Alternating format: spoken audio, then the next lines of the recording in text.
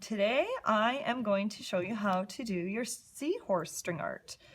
So we're starting with our blue thread and all our hammering is done and we've cleaned up all those little pieces, and we're going to start by taking this thread and the end of it and doing a little air knot.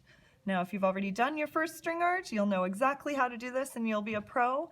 And we're going to take it and we're going to just loop it on and over top of our very first nail that I'm using at the nose. One of the ones at the nose of our seahorse. And what we're going to do, if I don't tangle my thread, is begin by showing you the difference between a U strung, or where we go across a nail head and make an X. The X is almost not seen, but it is coming across the face of the nail to make an X versus a U. And in this instance, we're going to be using the U shape as we do our stringing. So I'm starting at the nose and I'm working my way down the seahorse. Some people may find that the seahorse has a bit of a challenge because of how organic the shape is. But what I would like to do is show you that there is no perfect way to string it.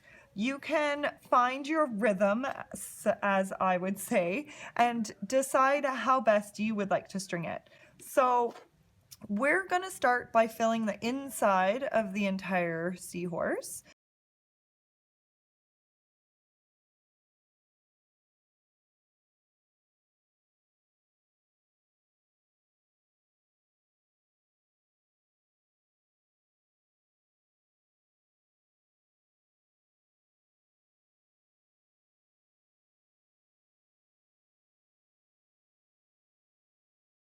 And so now I'm going to show you how to do a knot where we no longer are tying back off over here.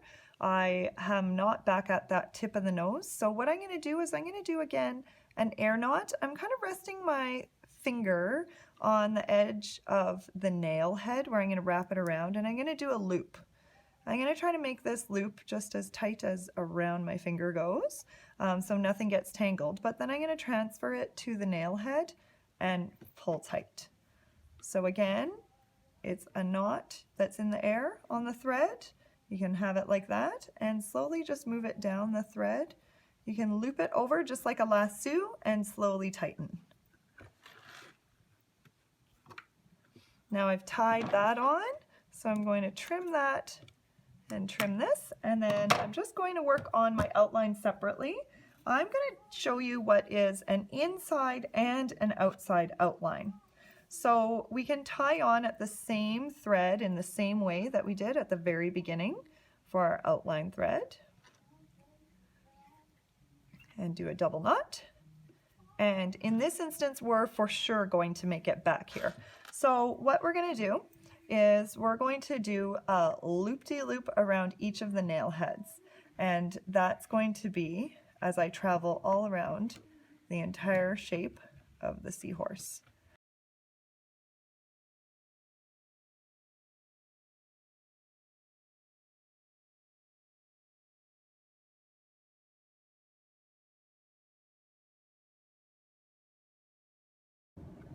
And then as we get back to the nose, all we're going to really do is a 360-degree turnaround, and it's going to fill the inside. So we're keeping the very same technique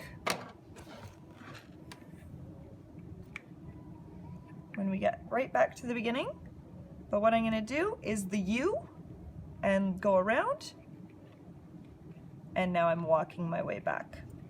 And I'm staying on the inside this time. So this is providing me with a double outline, one as an outside outline, one as an inside outline.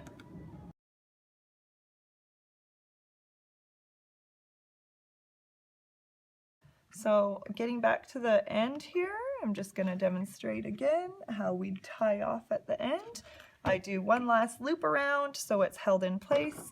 Going to trim the thread off already before I tie my knot, and we're just going to do a double knot just to securely tie the final piece onto this nail head. Make sure it's nice and tight. And trim.